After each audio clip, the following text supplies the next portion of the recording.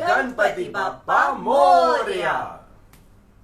Okay, so welcome to the Silver Jubilee episode of R&M Show. Today we are shooting our 25th episode, and with this we would like to thank you all for motivating us, supporting us, liking and sharing our videos and giving us feedback, and obviously sharing the questions with us.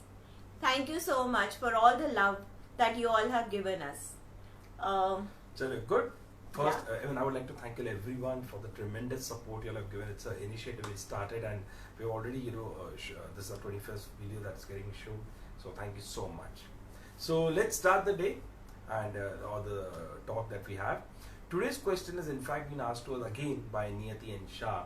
She had asked us once earlier also, and she asked me a question stating that why do we celebrate Ganpati Bappa's festival for 10 to 11 days? So specific, why for 10 to 11 days?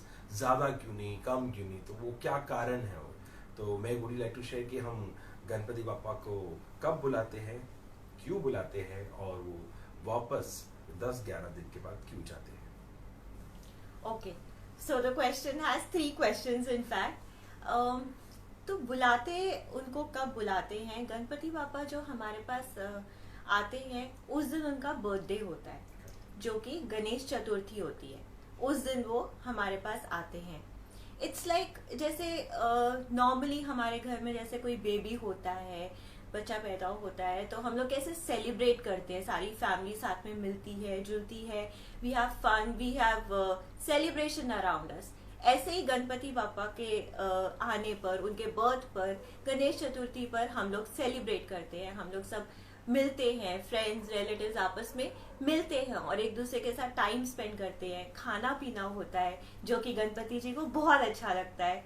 तो क्योंकि उनको वो सब चीजें अच्छी लगती हैं, इसलिए हम लोग वो सब करते हैं. उनके आने से हमारे घरों में पॉजिटिविटी आती है, अच्छी वाइब्स आती हैं. It's just celebration all around. तो वो मतलब इसलिए हम लोग उसको गणेश चतुर्थी भी बोलते हैं.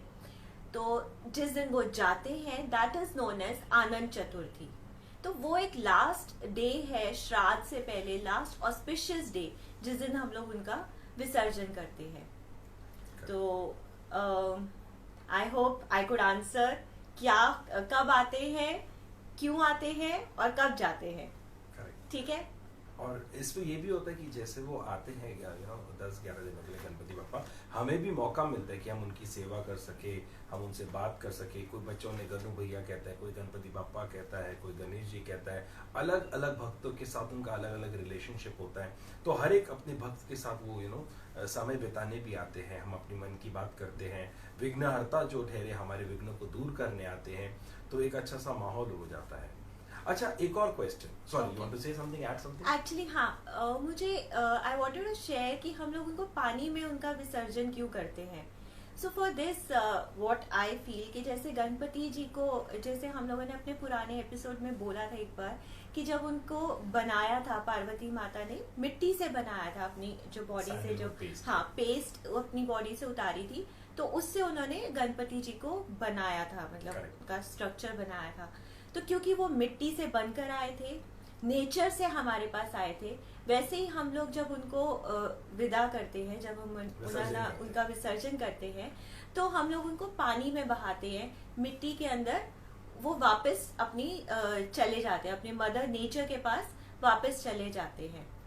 तो ये एक रीजन था. आजकल तो खैर पीओपी के भी बनने लग गए हैं, लेकिन जो इनिशियली था वो मिट्टी के बनते थे. वो और इन्होंने कहा मिट्टी में डालते हो तो पानी में डालते हो, पानी के द्वारा फिर वो जो है वो वापस एब्जॉर्ब हो जाते हैं और वो मिट्टी बन जाती है, जो वापस ओशन के बेड पे पहुंच जाती है. तो प्रकृति से आए हैं और प्रकृति में ही वो वापस चले जाते हैं, which is also like a metaphor. हम लोग भी प्रकृति से, और हमें भी प्रकृति में ही वापस जाना है एक दिन. तो it is similar to the विसर्जन of Ganpati Bappa. explains us. Second is एक और आप देखेंगे ना बहुत ही beautiful है उनका, जब आते हैं तभी भी लोग नाचते हैं, गाते हैं, ढोल बजाते हैं, और 10-11 दिन तक फेस्टिवल टाइम होता है, और जब जा रहे होते हैं फिर भी लोग नाचते हैं, गाते हैं, फेस्टिवल टाइम हो जाता है. तो मैं कैसे आने और जाने पे क्यों डांस करते, चलो किसी का बर्थ हुआ हमारे घर पे आए तो हम डांस कर रहे हैं, तो हम कर रहे हैं, पर बापा तो जा रहे हैं, विसर्जन हो रहा है, वो वापस अपने माता पिता के पास जा रहे हैं कैलाश में, तो तभी भी हम सब भक्त क्यों ऐसे नाचते हैं? ओके, तो जो मुझे समझ आती है कि जैसे लाइफ है, it comes and goes. Ganpati Baba भी हमें वही समझाने की कोशिश कर रहे हैं कि life keeps moving on, it comes it goes. तो आपको उस टाइम पे भी सेलिब्रेट करना होता है. यू डोंट हैव टू, मतलब जैसे होता है ना, शौक नहीं मनाना है या क्या, just enjoy it, go with the flow.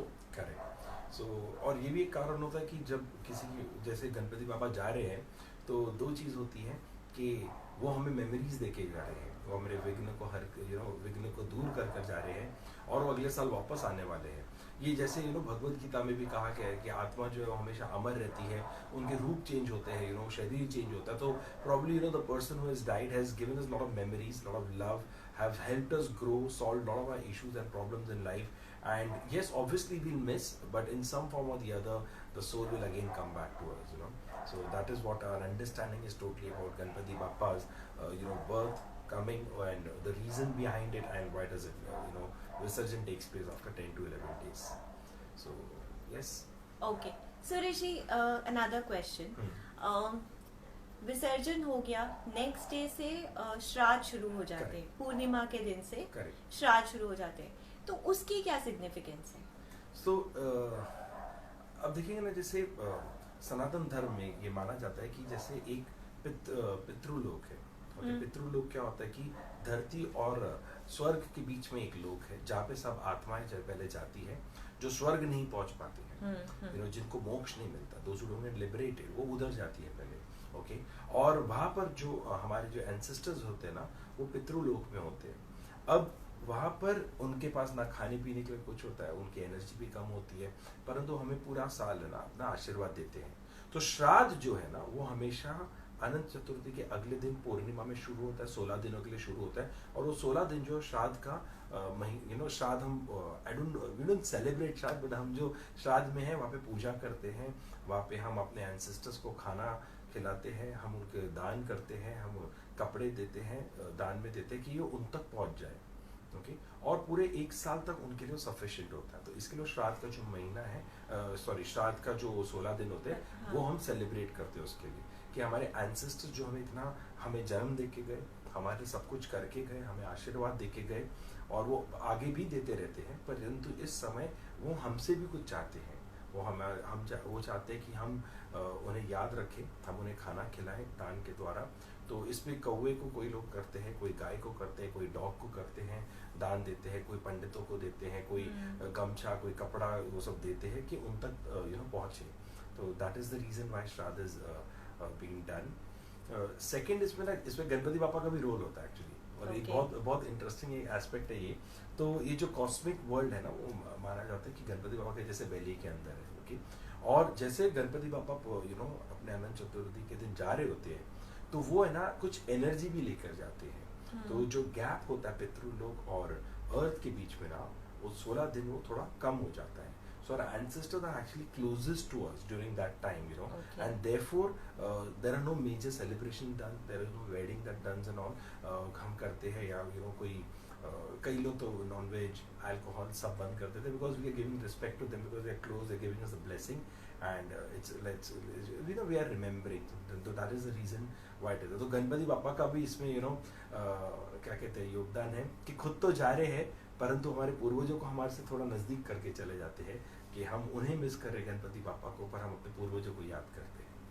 So that is the reason. और हमें अगर आप देखेंगे गरुड़ पुराण में भी इसका वर्णन किया गया कि आपको वहाँ पर उस वक्त श्राद्ध में जो है, आप जितनी अच्छी तरह आप भोजन बना के खिलाएंगे किसी को भी, तो वो बहुत अच्छा होता है क्योंकि आपके पूर्वजों तक पहुँचता है. तो इसके लिए उनके जो फेवरेट खाना होता है कई बार वो बनाया जाता है कि जो उनको याद करते हैं, तो उनको बड़ा अच्छा लगता है, वो आत्मा को फील होता है. अभी हो सकता है आप बोलोगे आत्मा को कैसे पता चलता है, वो बस फीलिंग है, वो आत्मा तक बात पहुंच जाती है. और इस पर एक और बात अभी मैं शेयर करना चाहूँगा जो मुझे अभी एक्चुअली स्ट्राइक हुई थी, जो which even we didn't discuss earlier actually. कई बार होता है कि अभी फेवरेट फूड आता है, तो शायद में तो चलो पूर्वज है, उनका फेवरेट फूड हमें पता है तो हम बनाते हैं, हम भोग लगाते हैं और वो उन तक पहुंच जाता है। बट कई जगहों पे ये भी होता है कि गणपति बापा का क्या फेवरेट फूड है, तो कोई जैसा महाराष्ट्र में रहते तो कोई पूरन पोली खिलाएगा, कोई अलग अलग खिलाते हैं।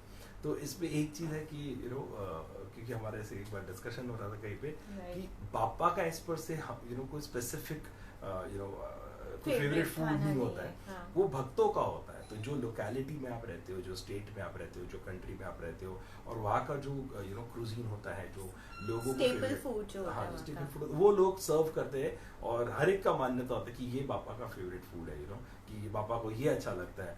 Because I am sure puran poli north east India में या फिर सदर्न पार्ट ऑफ इंडिया में या नॉर्दर्न पार्ट ऑफ इंडिया में नहीं होगा, और छोले भटूरे अगर कोई सर्व करे गणपति बापा को पंजाब में, तो तमिलनाडु केरला में तो नहीं होगा। तो हर एक अपना अपना एक फेवरेट फूड होता है, and which we like to believe and rightly. और बापा को जैसे हमने एक आध एपिसोड पहले भी हमने डिस्कस किया था, वो 56 भोग के नहीं होते, वो प्रेम के भोग के होते हैं। तो प्रेम से हम देंगे, जो भी चीज़ देंगे बापा उसे खा लेते हैं और आशीर्वाद देते हैं। So on this note we'd like to close our talk today, but thank you once again for the tremendous response that we are getting. We have I think clubbed together all the social media platform that we have got. We have really good response. It's really encouraging. Looking forward to interact, and please keep us asking questions, because when you ask questions, and we really love it when we don't know the answer, because that helps us to know more and better and expand our knowledge as well. And I hope and we hope that you like our videos and keep sharing our videos. Thank you so much. Thank you so much. Ganpati Ganpati Bappa Moria.